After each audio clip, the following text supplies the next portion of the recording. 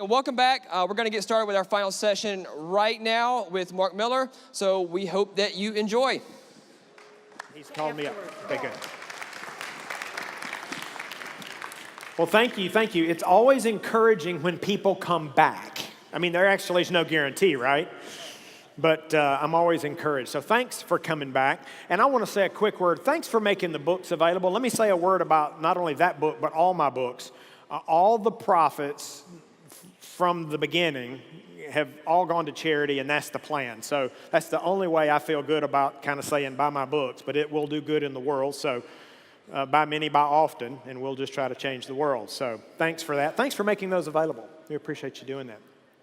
So let's pick up our story where we left off. Let's put this image back on the screen.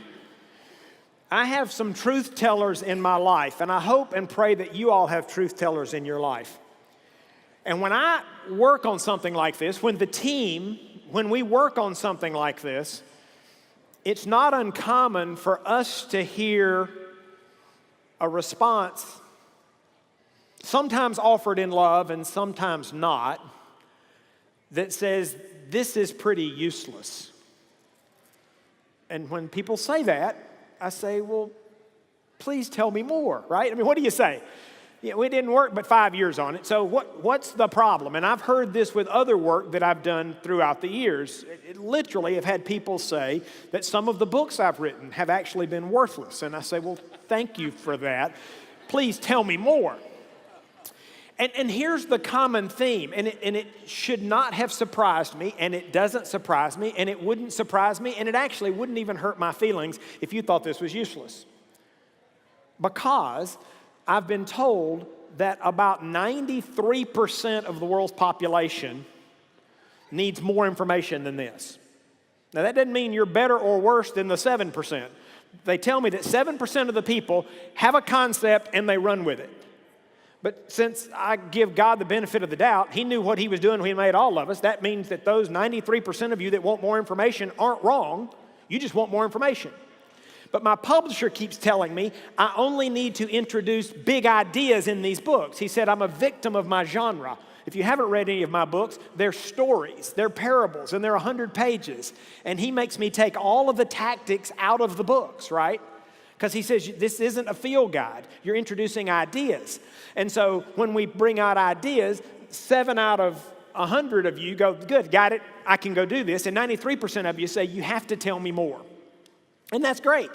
We've learned that over time. We've learned that on the work I've done over the last at least 20 years, that even if there's truth in the concept, and we pray there's always truth in the concept, or we wouldn't be talking about it, if you don't answer the question, yes, but how, you leave the vast majority of people behind. And so we struggled with this because, as you can imagine, there are infinite ways to do each of these. And so I've always been very, very skittish about telling people how. Now, people want to know how, right? I mean, got that. We just covered that. So here's the compromise we reached, and here's what we're going to do with this last session. We decided that we would look for and capture what we call best practices. Now, I want to be really, really clear on this. When I say best practice, it is descriptive, not prescriptive. What that means is, you don't have to do this best practice because there are many best practices. I will describe to you what others have done successfully in this arena. And again, you can decide if that bullet fits your gun, shoot it. And that'll be great. Or you may decide to modify it. And that'll be fine too. So I'm going to share some ideas with you that are painfully pragmatic, is what I've been told. And maybe they work for you, but maybe they'll spur another idea. So before I even jump in, because some of you are going, well, finally, he's going to get to something we can use. I'm going to try. But I want to give you all a homework assignment to consider. I mean, I actually can't give you homework, so I can give you an assignment to consider. And I actually believe that it could be the most valuable thing you would do leaving here. Let's assume you buy this premise that you want everybody pulling on the rope in the same direction, right? Against whoever you're competing with and towards your goal. Let's assume you want that. And let's give me the benefit of the doubt for a moment and say this kind of makes intuitive sense. If you're well led, you're aligned, your people are engaged, and you're focused on execution, you might accomplish more. Let's assume you just buy all that. If you will go back and have a conversation with your leadership team, with your business or ministry partner, with your spouse, with your entire, or whoever you would talk to, and answer the simple question, how could we do this? And say, how could we bet on leadership? And talk about it. Hey, what do we already do to bet on leadership? Let's honor that. But what else could we do? Or you may decide we're doing enough there.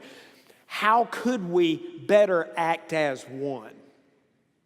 How could we win the heart? How could we lift the engagement of our people? And how could we excel at execution? What would we have to change? What would we have to do differently?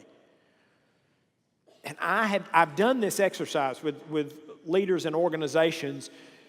And if you're going to jump in, you may want to allocate some time because there's so many ways that you can do these things. And you'll have to decide what is right for you and what is right for your organization. What I would tell you, based on our work, is not negotiable, is it does take these four things.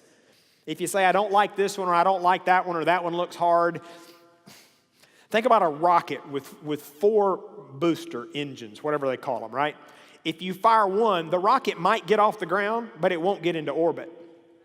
You fire a second one, it'll go higher, but you fire all four at the appropriate sequence and timing, and the rocket actually gets into orbit, and then it becomes self-sustaining as it escapes the gravitational pull, right? It goes, but you got to launch all four. So let me just say, some of these may not sound fun. Some of these may sound like things that you don't like or you don't enjoy or you think will be hard. You got to get over that. But you got lots of liberty and lots of flexibility with how you do those things. So, again, in the limited time we've got, I want to just share one best practice in each of the four, because that's about all we've got time to, with a little color commentary along the way. And then I'll tell you about a resource if you want some other best practices that we've identified. So, let's go to this idea of bet on leadership. One of the best practices that we discovered in high-performance organizations is they grow the leadership team. They grow the leadership team. And I referenced this earlier. So let me answer a question that's on somebody's mind right now. Is a leadership team a prerequisite to a high-performance organization? And the answer is no. It's a best practice. We see it often. Why do we see it often? Well, the prerequisite is not the leadership team. The prerequisite is enough leadership capacity to do this stuff. I remember the first time it just went away. It's probably me. One of the very first times I shared this with a group of leaders, I had a leader approach me on the break, and he said, I can't do that. I just shared those four circles, which may or may not come back on the screen. Shared those four circles, not even as much of an overview as I gave you guys. I mean, it was just more of this is what we've learned. And he came up to me, and he said, I can't do that. And I said, well, is there a particular reason? No, he just was saying categorically, I can't do that. Look at this, the Calvary's here. Wow. Thanks, guys.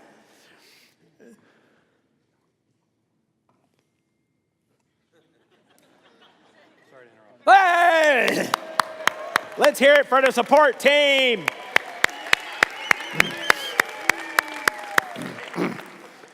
So I said, is there a reason? I mean, he's kind of like, there's anguish on his heart and his spirit, like something connected. This all made sense to him, right? Well led, aligned, engaged, executed. This could really work. I can't do that. And he's like, he was like lamenting.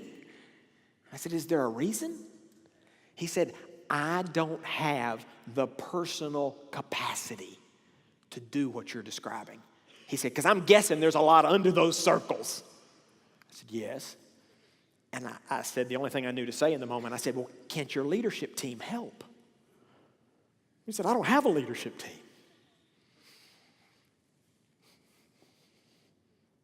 That's a choice for a leader to have a leadership team or not. And this guy's trying to run a multi-million-dollar business without a leadership team, and he's actually dying. And he can't do this. And I spoke to it earlier. This is that capacity challenge that we stumbled upon a decade ago. But I began to think, I have seen this play out in other situations, in other venues. So I want to reference a quick story. I'm a Bible reader, so that may or may not be relevant to you, but this is a story from the Old Testament. And it's actually in Exodus chapter 17. And even those of you that may not be Bible readers, I think you'll find this story interesting. So Moses is leading the children of Israel, and the Amalekites are coming. So just fill in the blank, the bad guys are coming. And Moses, being the strategic, God-honoring leader that he is, conceives a plan. And he calls Joshua in. He says, Joshua, the Amalekites are coming. I can imagine how the Amalekites are coming. And Joshua said, yeah, boss, I know. And he says, I have a plan. Okay, what's the plan, boss? He said, you go into the valley and fight the Amalekites. I'm going to stand on the hill and hold the stick in the air. Okay, boss, let me get you straight. You want me to go in the valley and fight, and you're going to stand on the hill with the stick. And Moses, yes, that is the plan. It is of God.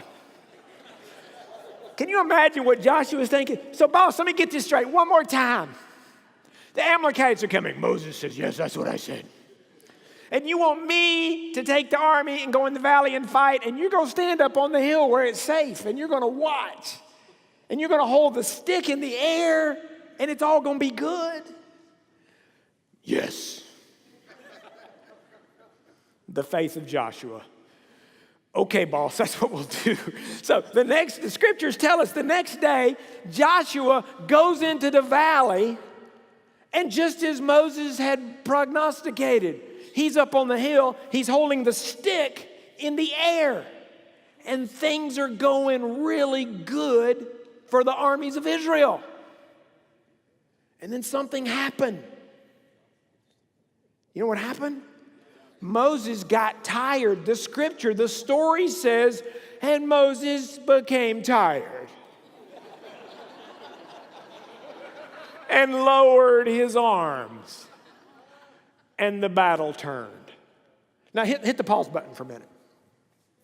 Do you think that's a reflection of Moses' passion? No. Do you think it's a matter of his heart? Do you think it's a matter of his competency? He was at least in his 80s, right? 40 years now. He's an old guy. Now, how heavy's the stick? I don't know, but you try to hold your hands up in the air and see how long you can do it. Some of you are there right now. It's not your heart, it's not your passion, it's not your competence. You're tired. And when leaders get tired, we lose the battle. Because people are looking up on the hill to be sure you're still looking out for them. Right? But the good news is the story doesn't end there. The Bible tells us that Aaron and Hur were with Moses. Now, I might contend this was the first leadership team, just a thought. And they said, we got a problem. The boss is tired. And when he's tired, we're losing. So we got to help. And Scripture tells us they found a stone for him to sit on, and one got on the right hand, and the other got on the left, and they held his arms high. And the armies of Israel prevailed. Here's my question. Have you got an Aaron and Hur? Have you got a leadership team? Have you got people who have come around you, or do you have someone that you can come around? You may not be that point leader. And you can help them so that whatever it is you're trying to lead, whatever change you're trying to affect, that you can actually prevail. One of the best practices, we see it over and over and over in high-performance organizations, the leader doesn't try to do it all by themselves. The way I tell our leaders is that we pray you're going to lead something bigger than what you can do by yourself. Because if you can do it by yourself, it ain't that much. You're going to get tired, no matter how bright, no matter how smart, no matter how talented, no matter how gifted you are. And we say that that is a best practice. We see it over and over and over again. So, if you follow that logic and you say, okay, well, we've got a team. Great. My question is, how can you strengthen your team? And this cascades. I'm talking about a leadership team, but most of the organizations that we admire are team-based throughout because there's real power in a team. I don't even know if you've ever thought about this. I actually think, somebody here could help me theologically, but I can read the scripture and make a case that teams are God's idea. Any number of examples. You might start with the whole idea of Paul's analogy of the body. Well, why does he talk about the different parts? Well, because without each other, we're incomplete, right? God's plan was for us to come together. You could look specifically at the idea of spiritual gifts. I don't know where you are theologically on that, but I believe believers have them, but no believer has them all. Well, why wouldn't you get all the gifts? Because God didn't want you to try to do it by yourself. He gave other people other gifts so you could come together and create this body that Paul's talking about. Hey, one more crazy example. When Jesus was here and he said, I'm going to create a ministry that's going to impact eternity. So I don't know if you think about this. He could have chosen any structure we can imagine, and he could have chosen something we can't imagine. He chose to build a leadership team. That's almost enough validation, just right there for me. If it's good enough for Jesus, it's good enough for me. I think it makes sense to surround yourself with other like-minded men and women who can help you accomplish whatever it is you're trying to accomplish. So the question is, how strong is your team? Do you even have a team? If not, should you? Could you? I think the answer is yes, you could. If you're not the point leader, could you find a leader to support by joining his or her team? And then try to figure out how to strengthen that team. Now, at this point, since I've already kind of given the disclaimer about my books, I'll plug one of them. We studied teams at the Chicken for about 25 years. Literally about 25 years. And it was Tim, who's I mentioned is now our president, came to me 4, 5, 6 years ago, and he said, I want you to write down what we've learned about teams over the last 25 years. He said, can you do a book on that? And I said, I will. And I wrote a book called The Secret of Teams. And it outlines, again, at a rather useless level, kind of the things we discovered at a high level. And then we got so much feedback about that, I created a field guide that includes 10 best practices about building a high-performance team. And so I need to probably give you, if you're interested, we don't even sell this stuff. We licensed it to a third party, so I can give you that website if you wanted the field guide, because the books are available on Amazon and Barnes & Noble, et cetera, but the field guides are just something that we created ourselves, and a third party has those. But they're 10 best practices. It's integrate, and this is spelled G-R-E-A-T, integrate leadership.com. But they're 10 really, really tactical things. Don't look for anything flashy. It's like pursue a common purpose, establish a team scorecard, have great meetings, and there's some tips on how to have better meetings because that's the forum in which the team operates. We think the difference maker for teams is actually this idea of genuine community. It's what I described in Acts chapter 2, right? There's a genuine community. Well, you can pursue that purposefully. And we think that's one of the differentiators between the teams that are amazing and those that are just good. There's a chapter in there on how you build genuine community. So it might be a resource that would serve you. If you don't want to buy the book, send me a text and I'll just send you the 10 best practices. So we want you to have the information. That's just how we published it. So the big question, don't miss it. If you're going to bet on leadership, one way to do that, just one, is to grow a leadership team and in turn, grow your leadership capacity and get some more folks to help you as you try to change the world. So, I think that's probably all I have time to say about that. Let's go to act as one. Let's go to act as one.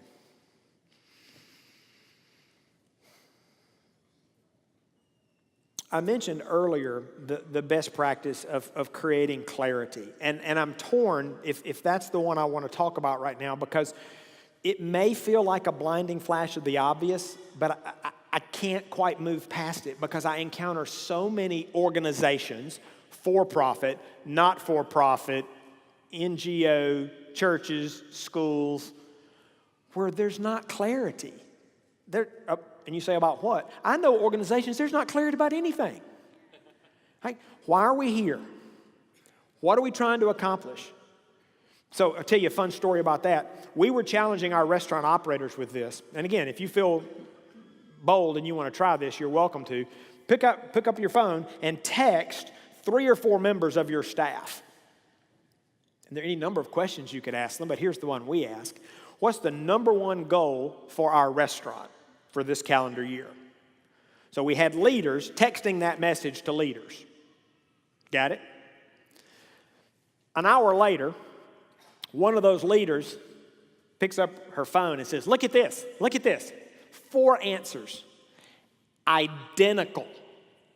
Exactly the same language in each one of them.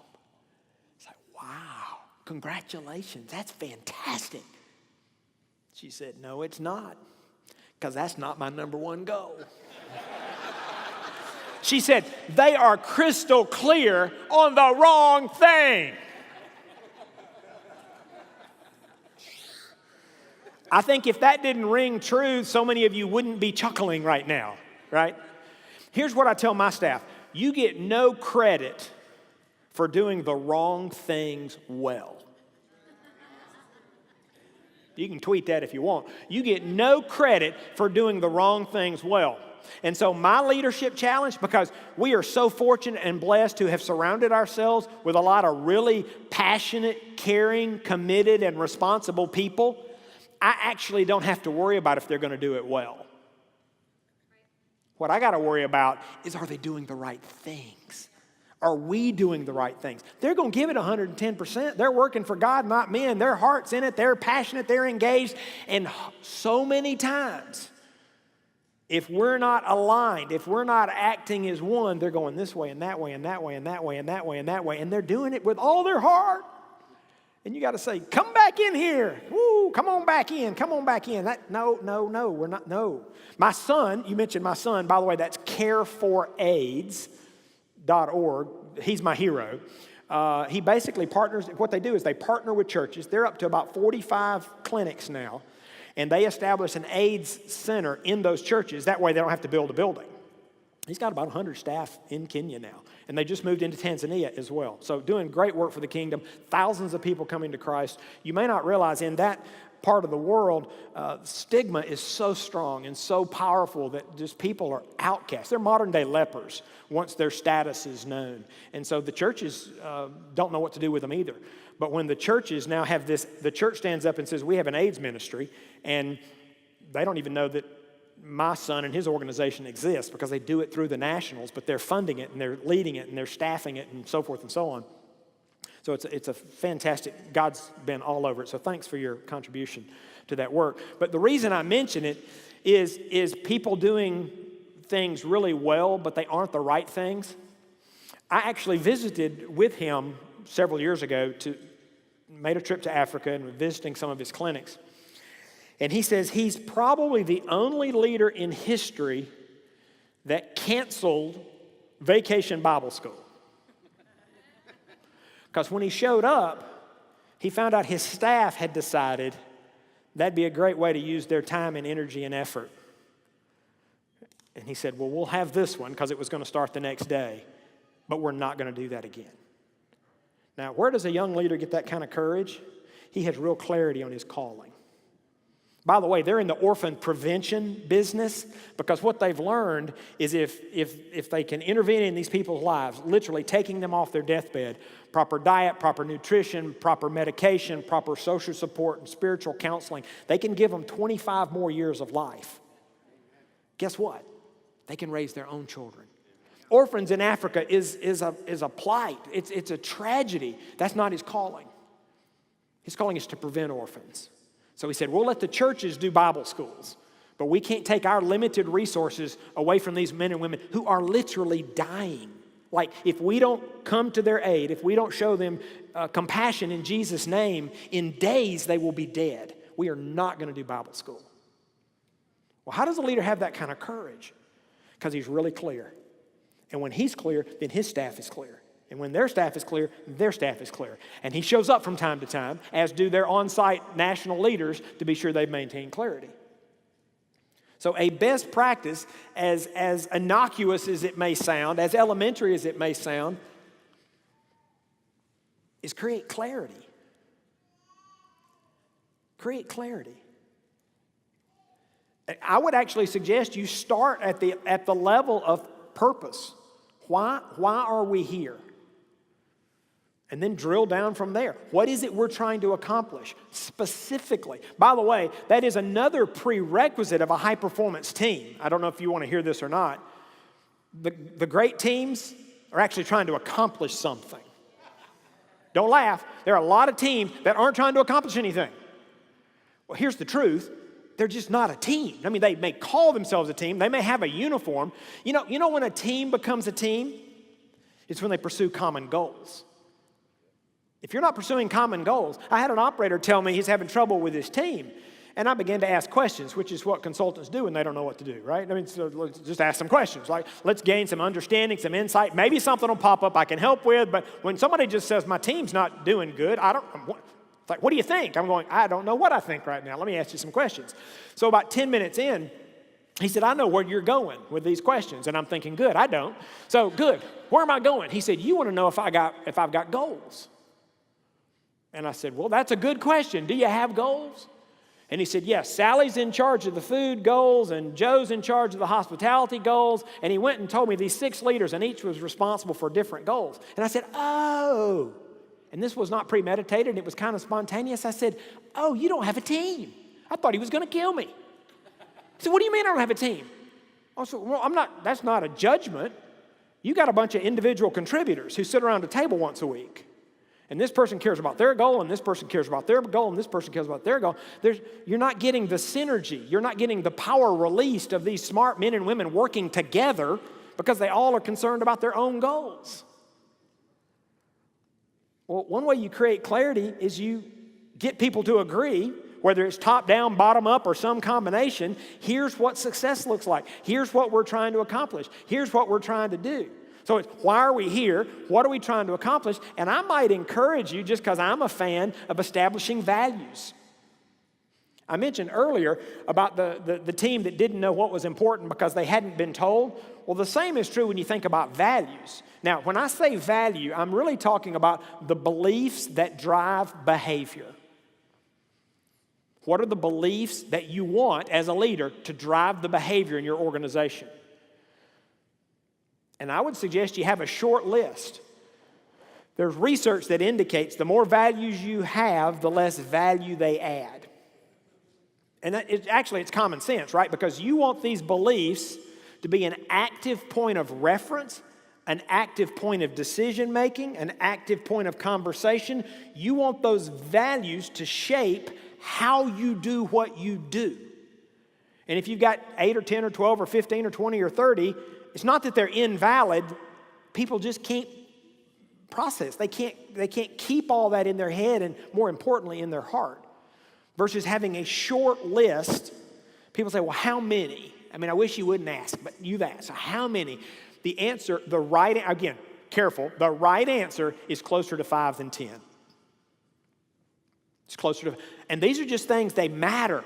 You recruit to them, you recognize people, you reward people, you honor people, you challenge people. Leaders set and enforce. You establish and enforce core values because it will shape your organization.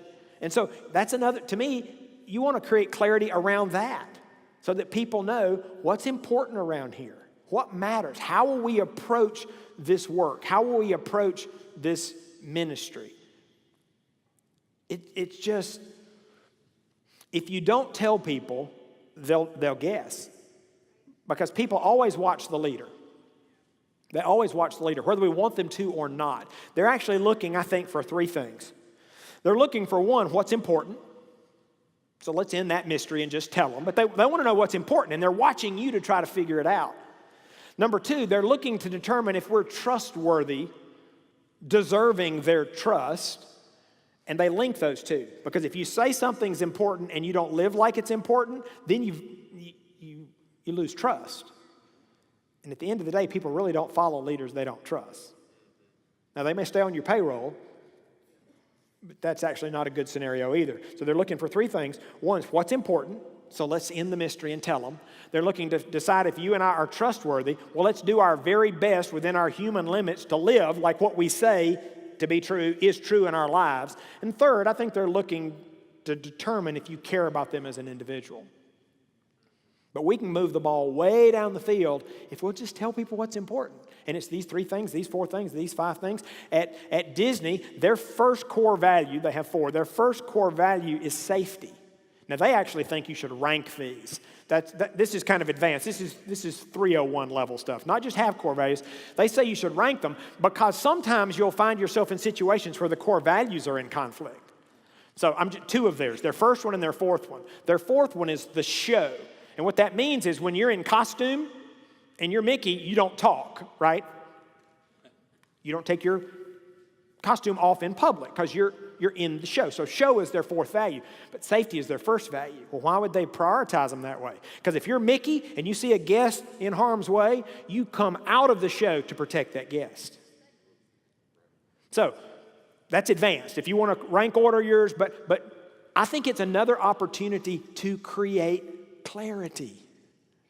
And you will never be aligned without clarity. It's impossible. You can't. Aligned to what, right? Aligned to what? So as you make your list of all the ways that you could better act as one, I'm hoping one of those is we could create clarity on something. Maybe a couple of somethings. And then the test, I'm going to be real crystal clear on this. The test is not, do you and your leaders have alignment and have agreement? The power is when everybody, now if you're a big church, that may mean thousands of people are aligned on why you exist and what you're trying to do, what success looks like, key strategies, whatever it is, the values, the beliefs that you want to drive your behaviors. Because this is about, the high-performance organization is about getting everybody on the same side of the road. So that's a best practice. You can't escape. If you want to act as one, you will have to create clarity. You get to decide clarity around what? Clarity around what? 3, win the heart. Win the heart. There is a lot of work that's been done on engagement, and I will spare you 99.8% of it. There's a lot of work out there. If you want to figure out how to raise the level of engagement of your people, it's out there. I'm going to give you 2 ideas. And one is a question. So stay with me. This is like 2 steps to the dismount, okay? Here we go. Think of a time that you were fully engaged. It may have been at home, at school, at church, at work, on a team. I hope and pray that there has been a time that you were fully engaged. I mean, there are a lot of people who go through life who've never had that opportunity, which is one reason I think community is so enticing, because it's impossible to embrace community as we describe it without high levels of engagement. But think about a time you were fully engaged. You got something in mind? I'll take your silence as consent. Okay, here's the question. What were the factors, this is the part to write down, what were the factors that led to your level of engagement?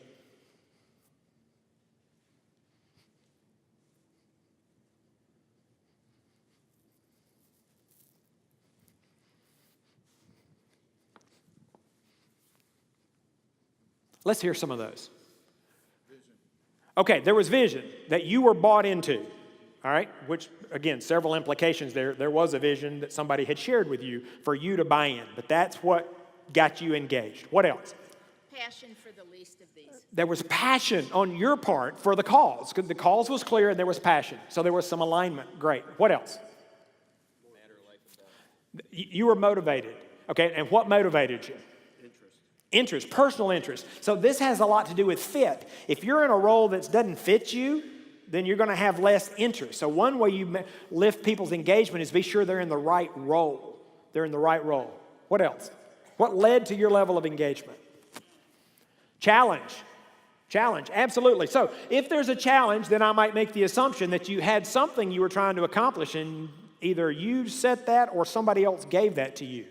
Which is one of those things that drives engagement, is clear goals actually drives engagement. Oh, by the way, keeping score and measurement drives engagement because people want to know how we're doing. What else?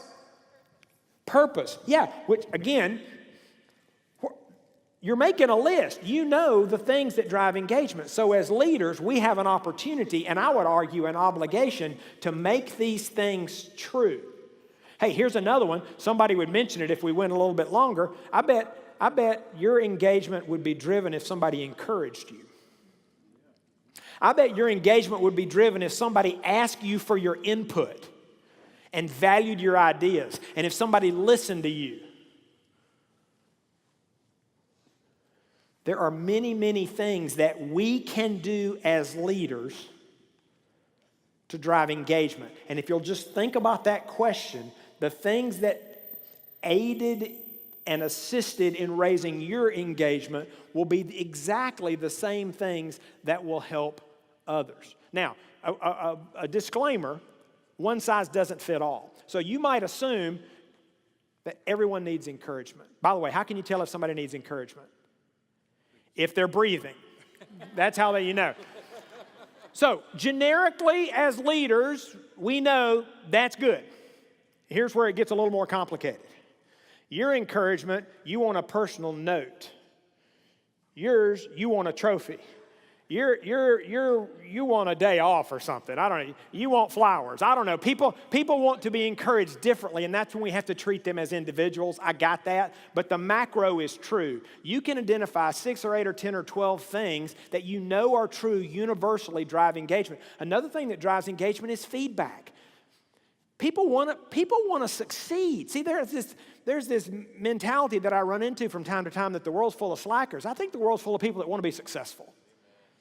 And if you give somebody feedback, here's how you're doing and here's how you can do better, that actually drives engagement. And you can make a list of the things that drive engagement. So my first best practice for you is to sit around the table with whoever you might sit around the table with, your leaders, your coworkers, your peers, your boss, your family, your team, and say, what are the things that drive engagement? And start making a list. And you'll make a long list. And those are the kind of things that we can and should do over time to raise the engagement level of our people.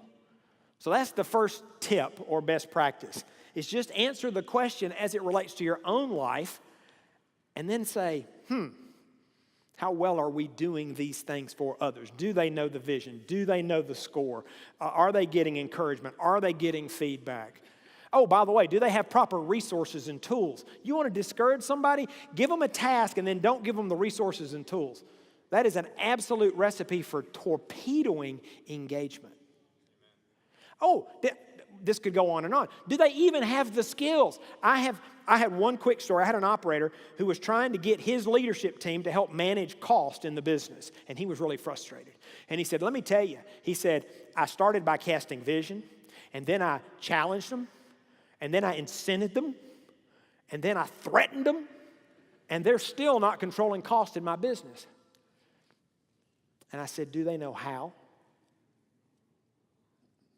He got real quiet, just like that. In this example, I said, do you think they learned that at school? Did they learn it at church? Did they learn it at home? You're going to have to teach them. You're going to have to give them the skills they need to be successful at what you've asked them to do, because you have just tanked their engagement, particularly when you incent somebody for something they don't know how to do. That's just crazy. But we do that kind of stuff.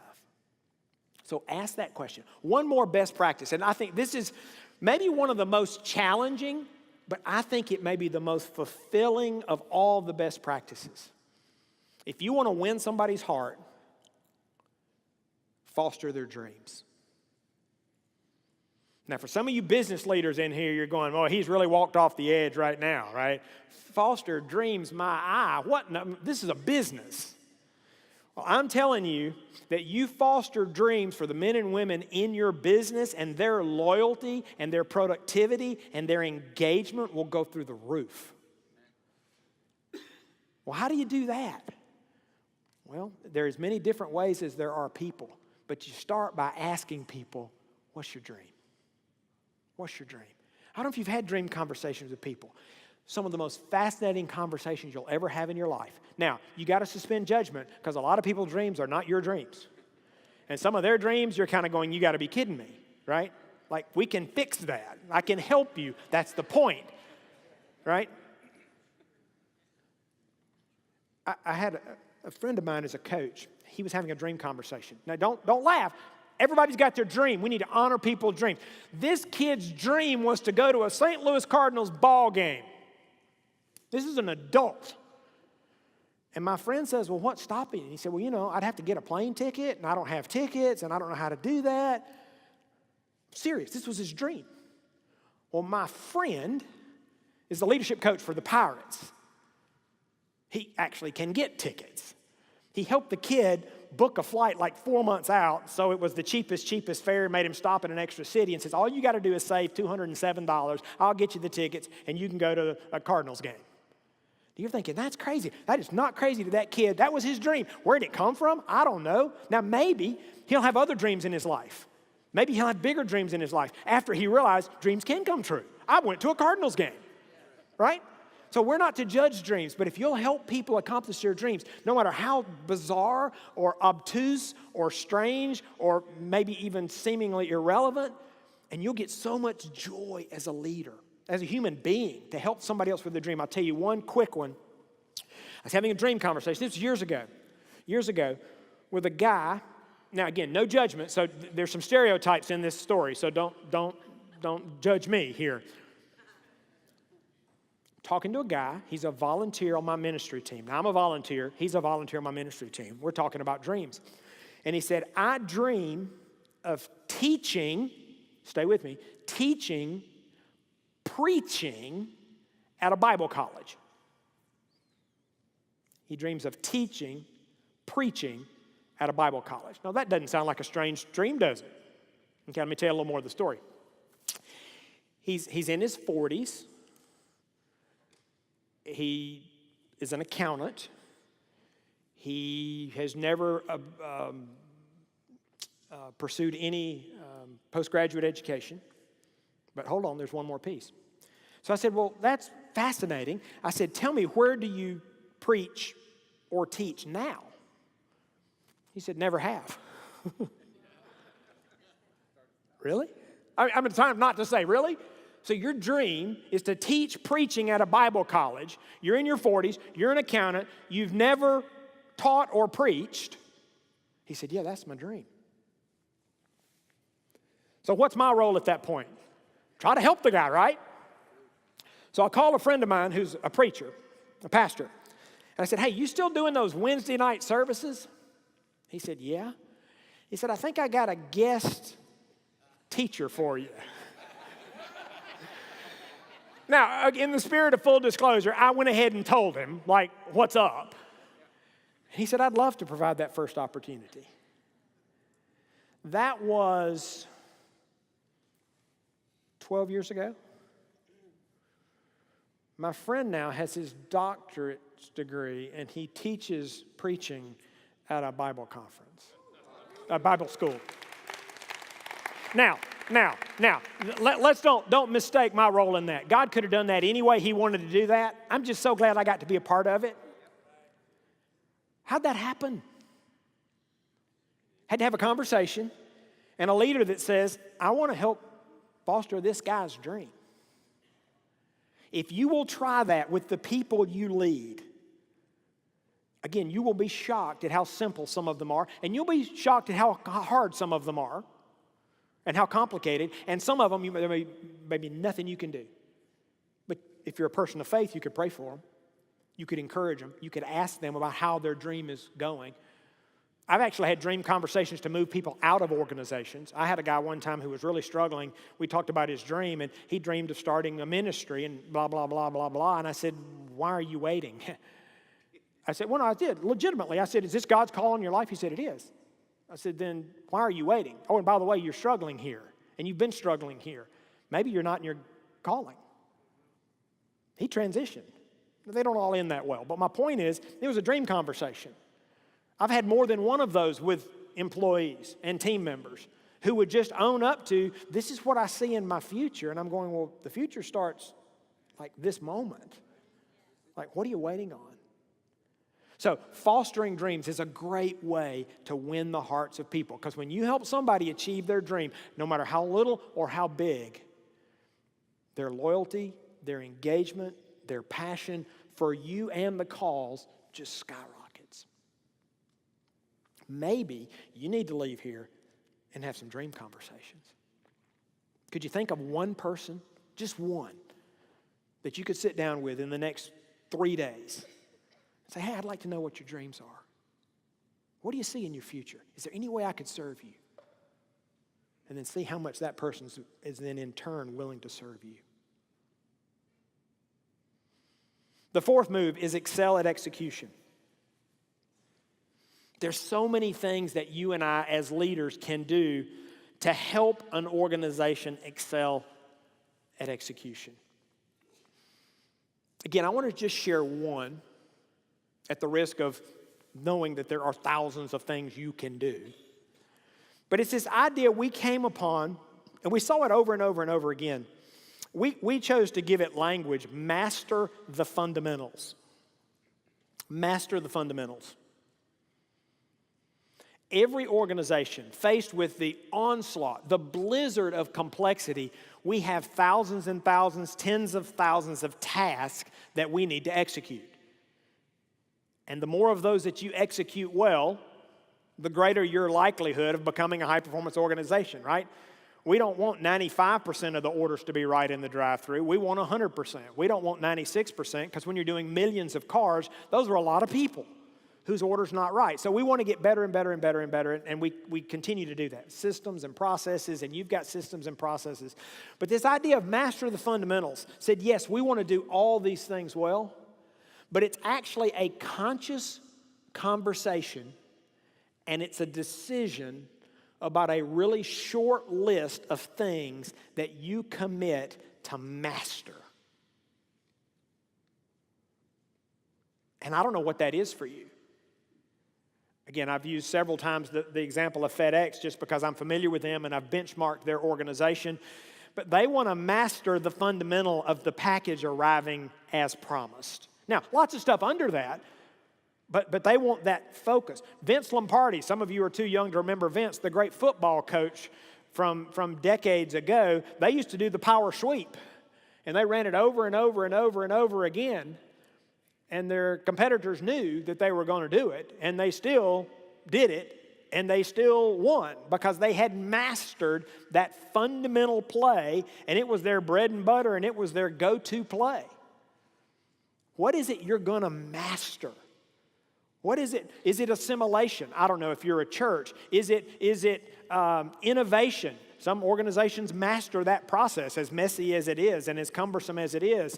You know, the 3Ms of the world, they have very aggressive systems and processes and goals about continuing to innovate and add new products and new revenue. Is it Southwest Airline, and all that they do to maximize and master that experience for a customer at a low price? What is that thing or things? And I know that's really hard because I started by saying, don't miss this, there are thousands of things that you want to do. There are thousands of things you need to do. And the more people you can embrace in this high-performance organization concept, the better your likelihood of getting all those things done. But what are those things you are not going to miss? And you're going to work hard, and you're going to put systems in place, and you're going to put people in place. Again, another Disney example, these are some of the organizations that we've benchmarked. They said, we're not going to miss parking lots. Excuse me? That's one of their fundamentals. Really? because I'm sharing this to make you think maybe a little beyond what you would normally think. They're saying it's the guest's first experience and last experience. If we don't get them in and out of that parking lot and make that part of the experience and do it well, we've not set the right tone. And then when they go to leave, if they can't find their car or it won't crank, that's going to taint their whole experience. They have a vice president of parking lots. They said, we are going to master parking lots. I don't know what your things are, but what are those things? Maybe you say, we want to master hiring. We want to master selection. Now, I wouldn't say we've mastered it, but it's one of the things we're trying to master. And we have a very, very, very arduous process. I wouldn't even suggest you emulate our process. It's over the top, but it's because we're trying to master that. We believe that's one of our fundamentals. And we spend lots of time and lots of money and lots of energy trying to get that right. What are those things? So if you're going to excel at execution, yes, you got to have metrics and you need to share the score and you've got to pursue continuous improvement and you got to put systems and processes in place. But the one I'd ask you to think about and the conversation to have around your leadership table, what are our fundamentals? 1, 2, 3 things that no, we are not going to miss. I don't know what that would be for you, but it would be a very healthy and productive conversation. Then you begin an assessment. How well are we doing today? We say this is a fundamental, but let's pretend we said it was drive-through. Accuracy, for an example. And our restaurant says, well, we're at 97%, 94%. Well, let's do the math and see how many people we're missing, saying we have not mastered that fundamental yet. So what changes do we need to make? Here's the thought. Leaders know that progress is always preceded by change. Progress is always preceded by change. You want a different outcome, you got to do something different. Your current systems, processes, and behaviors are perfectly aligned with the outcomes that you're now enjoying.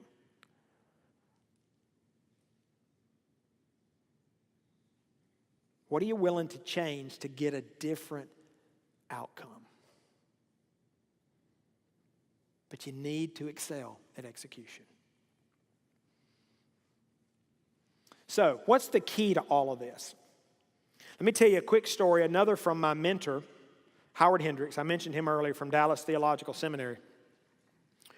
When he was a college student there 100 years ago, he said he had dining room duty. And so he'd go early in the morning, like 5:30 in the morning.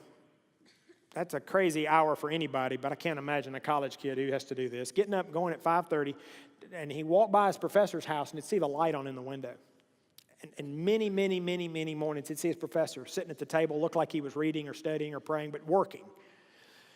And as the life of a college student, Dr. Hendricks would tell me that often 10 or 11 o'clock at night, he's going back that same path back to his dorm. And he'd look in there and he'd see that same professor, that light still on. He was seated at that table. Looked like he was still working. He said one day in a social setting, he was with that professor and he said, I got a question for you. He said, I go by your house early in the morning. A lot of times I see you look like you're working. And I come back late at night and I see that you're working. It's like, how long you been a professor here? And at that time, this gentleman said, about 20 years. And Hendricks said, don't you have it figured out yet? And that professor said this. He said, I made a decision years ago that I would rather have my students drink from a running stream than a stagnant pool. That's how we do this. As leaders, we have got to make the choice to grow and to learn. Our capacity to grow determines our capacity to lead. And this is hard, and this is challenging. And we're going to have to take the forefront and be willing to be open, to be humble, to ask God to impress upon us the steps that make sense for us, how to translate these big ideas into tactics that will work in our unique situation. And I'm confident that He will. Let me pray for you. God, thank you for these men and women, those from the marketplace, those from ministry, those from nonprofits and education. Thank you for their willingness to learn and grow. They are embodying this idea of the running stream today. And it's my prayer that something that has been said, something John said, something I said, something was said earlier, just anything that could help them take a step forward. God, you would give them the courage, the insight, the wisdom to take those next steps. And we thank you for the outcomes. In Jesus' name we pray. Amen.